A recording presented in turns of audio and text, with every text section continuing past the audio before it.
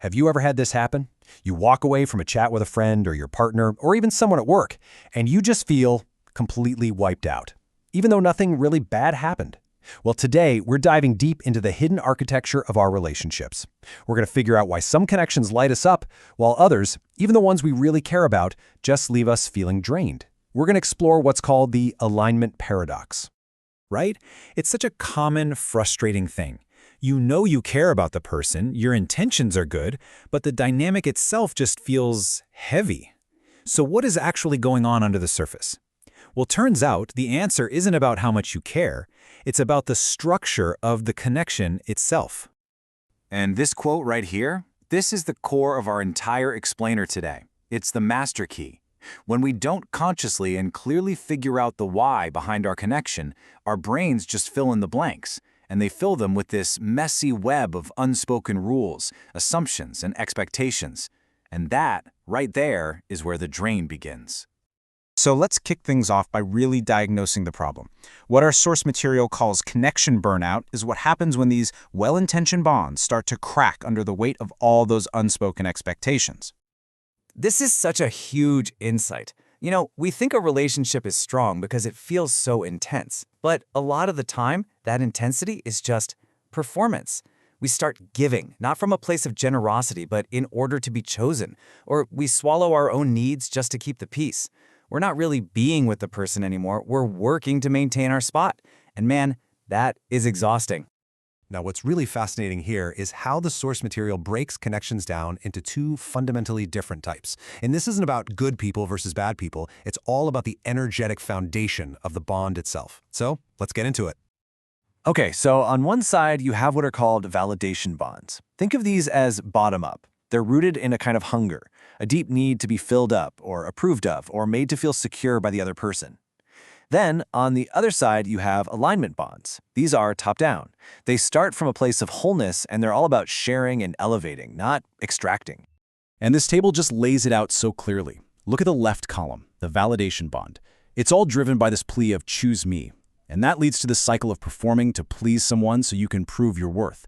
It's all about external validation. And you can see where it ends. Burnout. Now look at the right. An alignment bond starts with this powerful, grounded statement. I choose with clarity. See the difference? It's not about proving anything. It's about connecting, co-creating, and elevating each other. It's a sustainable connection built on shared empowerment.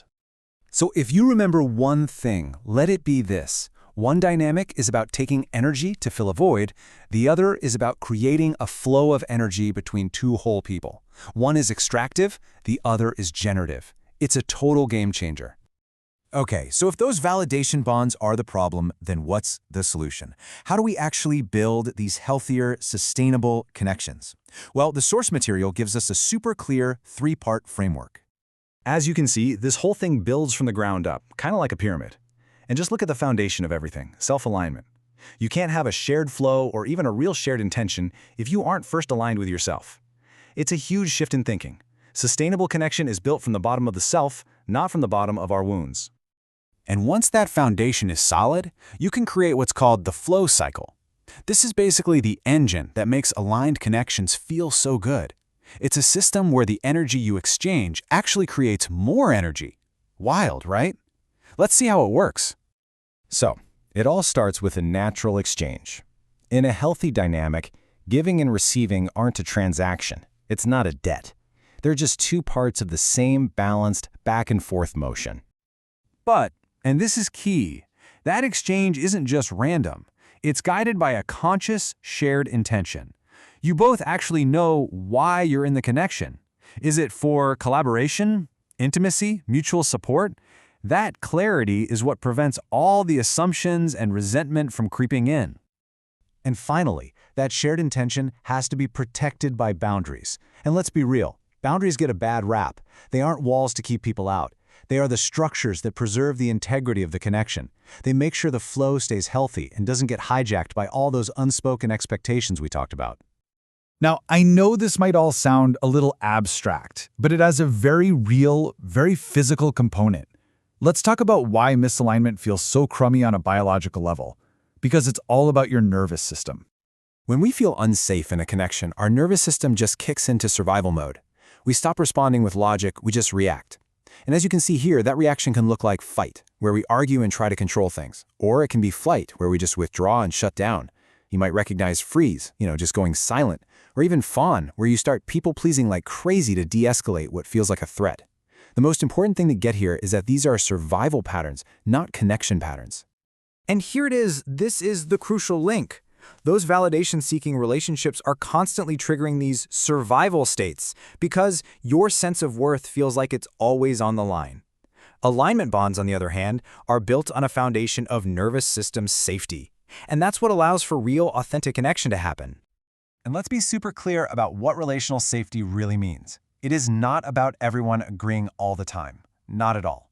It's about knowing you can be honest, that your boundaries will be respected, and that the other person is actually present with you, even when you disagree. It's about clarity, not compliance. So, how do we get there? We've diagnosed the problem, we've explored the framework. Now for the most important part, the practical, actionable tools you can start using, like today, to build more aligned connections in your own life.